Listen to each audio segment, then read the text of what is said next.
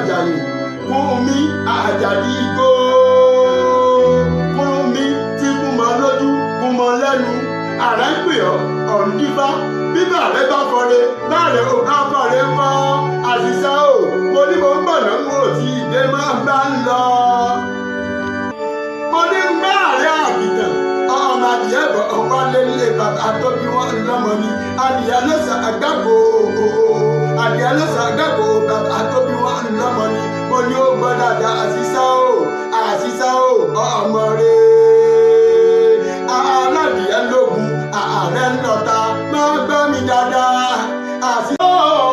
àti ọmọ bọ́láńlé adésínà mo ní mo bẹ nílùú bàbá tó bí ọlọ́mọ lọ́wọ́ nílùú àjàdí ìgbò kúrú mi ò tí kú mọ lójú kú mọ lẹ́nu mo ní mo bẹ nílùú bàbá tó bí ọlọ́mọ. bọ́lá bá fún aládìẹ sí láàárọ̀ àti ìgbà odidi ẹran lọ́wọ́ ẹni mo ní mo kí ọ kúrú mi ò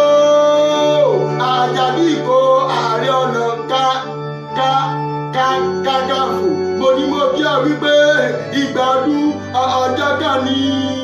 gbogbo rẹ̀ pátá porogodo mo ní kí ọ wípé ìgbà ọdún ọjọ́ kan ní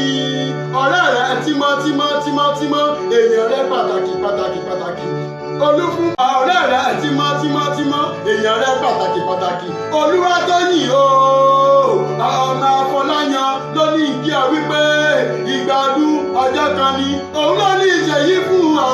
ló ní máa kí ọ lójoojúmọ́ ló ní kí ọwọ́ ìlú Ẹ̀gbá ló ní kí ọwọ́ Ìjàyè bàbá tó bí ọ lọ́mọ òun ló ní kí ọ mo ní mo kí ọ wípé ìgbà ọdún ọjọ́ kan ní pàtó wàfẹ́rìkì ìjọbi ọdọọdún ni láńsọgbó ọdọọdún ni rókó sọgbọn ọdọọdún ló máa wà ẹgbẹ́ mọ ní sàbí o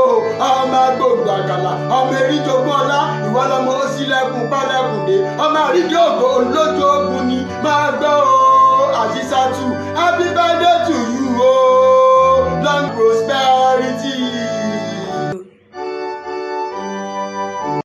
Àṣìṣe o mo ní bẹ́yìn lọ́mọ Ẹ̀gbá ẹ̀gbọ́n lẹ́nu bí jẹjẹjẹjẹjẹjẹ wọ́n bí yín ní gbàdúrà ẹ̀mú lẹ́nu bí òjé ẹgbẹ́ o Ẹ̀gbá méjì mo ní wọn gbúdọ̀ jára wọn níyàn